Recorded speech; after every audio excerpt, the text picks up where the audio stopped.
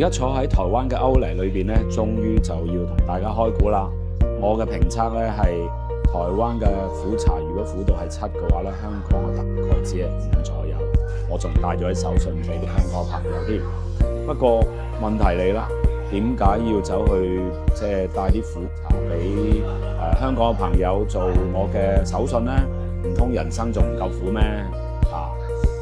其實咧，我認為咧，有啲苦咧，其實如果係苦在甘來就固然好啦，但係更加多嘅情況咧，其實就唔會苦盡甘來。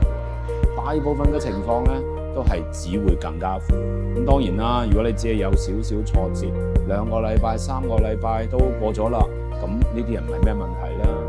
但係普通醫生都話俾我哋知，如果2個禮拜都情緒低落，或者有啲收埋，你行緊都仲諗緊嗰啲唔開心嘢嘅話，尤其是啲屋企嘅創傷啊等等咧，我諗嗰個苦咧就會係一個慢慢變成有毒嘅苦茶，就唔係愛嚟苦盡甘來嗰種嘅苦茶啦。